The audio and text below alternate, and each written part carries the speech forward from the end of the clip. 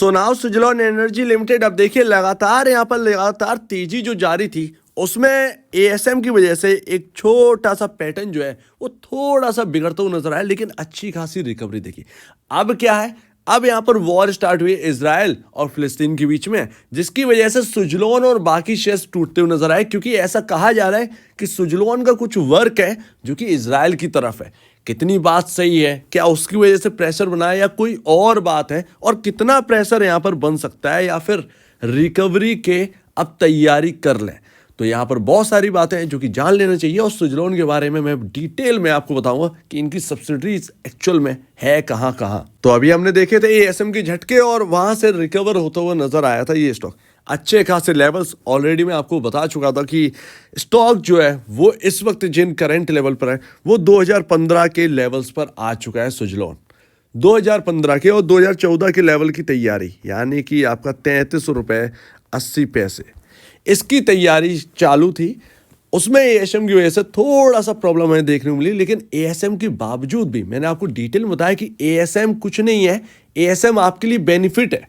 सेबी की तरफ से लाया हुआ जो एक चीज़ है वो काफ़ी इंपॉर्टेंट है रिटेल इन्वेस्टर्स के लिए, ताकि उन लोगों का पता किया जा सके जो स्टॉक के अंदर मैनिपुलेट कर रहे हैं। तो रिटेल इन्वेस्टर को काफ़ी घाटा होता है मैनिपुलेट करने से किसी के, तो उनको पकड़ने के लिए वो एएसएम आपका यहाँ पर लाया जाता है, राइट। तो उसमें आपका कोई प्रॉब्लम नहीं है, लेकिन स्टॉक सिंपल है, रिकवर तो होता हुआ नजर आया, स्ट्रांगनेस दिखाई, लेकिन अभी जो है वो फिलहाल टूटा हुआ नजर आ रहा है। तो किसी की बात करने से कुछ नहीं होता है, एक्चुअल में हमें पहले देख लेना चाहिए कि जो बात सामने वाला कह रहा है वो सही है या नहीं है। खामखा टेंशन यहाँ पर लेने की जरूरत नहीं होती।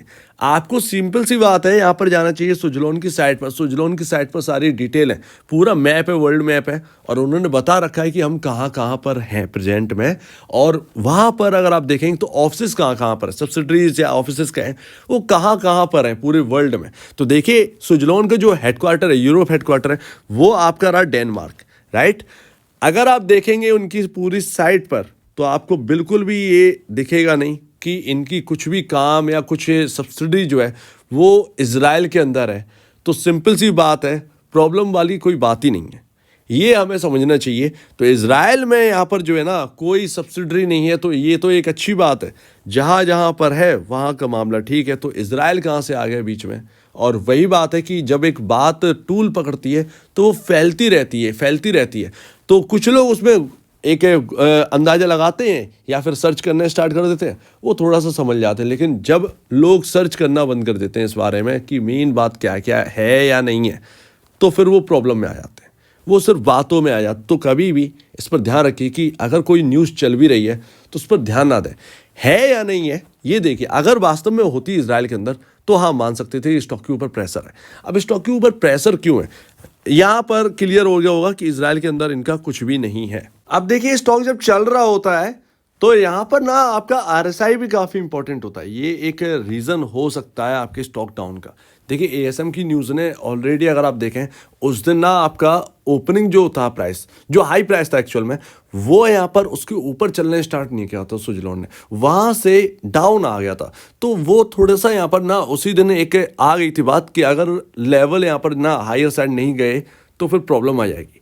तो उसका भी कहीं ना कहीं इंपैक्ट है। आरएसआई भी आपका देखेंगे 6 अक्टूबर के दिन आपका देखिए 73.68 का आरएसआई पर क्लोजिंग हुई थी, ठीक है।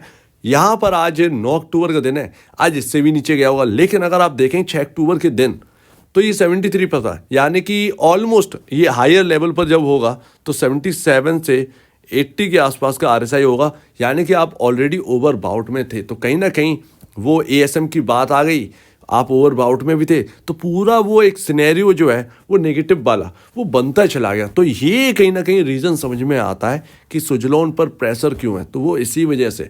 अदरवाइज इजराइल का कोई लेना देना नहीं है, सुजलॉन का कुछ भी उधर नहीं है, तो वो सिर्फ बातें हैं इधर उधर चलने लगती हैं, तो वो प्रेशर में आ जाता है स्टॉक। लेकिन देखिए अब मैं आपको वार्निंग देने जा रहा हूँ, एक्चुअल में आपको थोड़ा सा यहाँ पर जो है अलर्ट हो जाना है।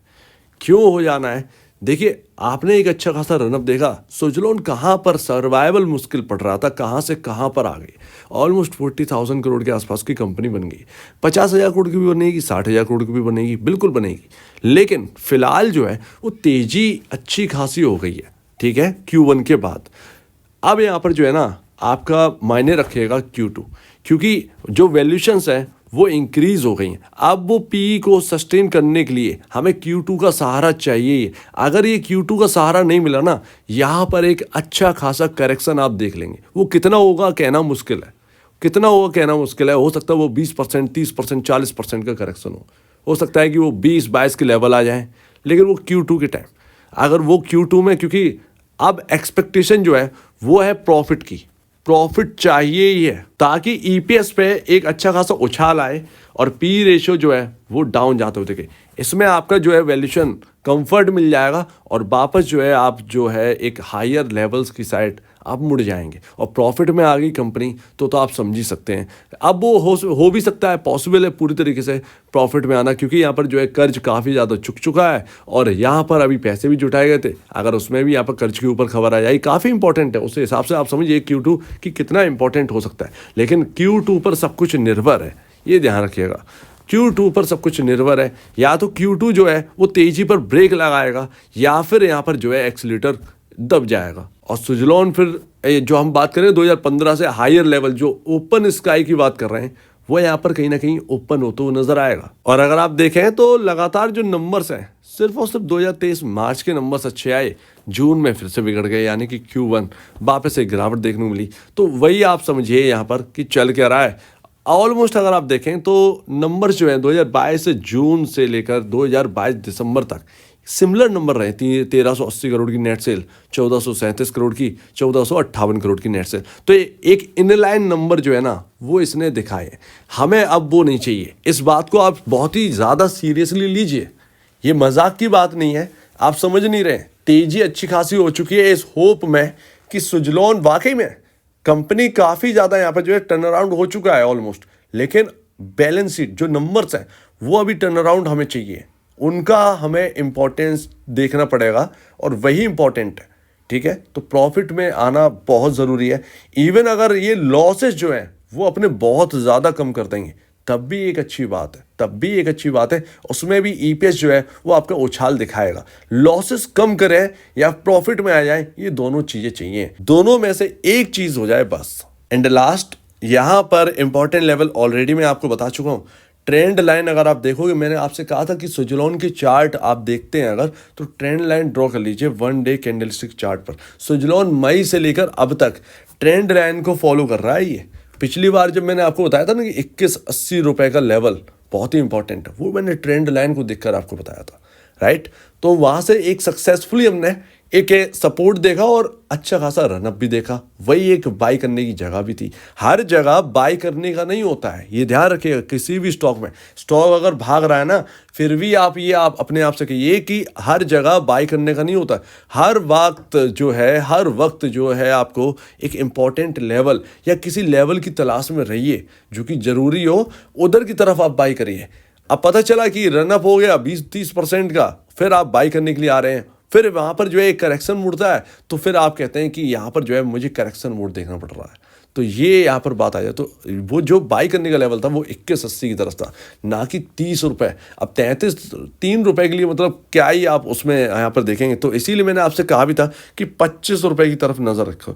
25 रुपये इसमें टूटना नहीं चाहिए। एक्चुअल में 26 रुपये इंपॉर्टेंट है, वही बात मैं दोबारा दोहरा रहा हूँ, वही बात इधर है। तो 25 रुपये इंपॉर्टेंट है, जितना उसके पास मिले ना तब आप देखिए। अगर आप 30 पर खरीदने के लिए तैयार हैं तो 25 के आसपास जब मिले तब आप देखिएगा, थोड़ा सा रिस्क रिवॉर्ड आपके फेवर में आ जाएगा, थोड़ा सा।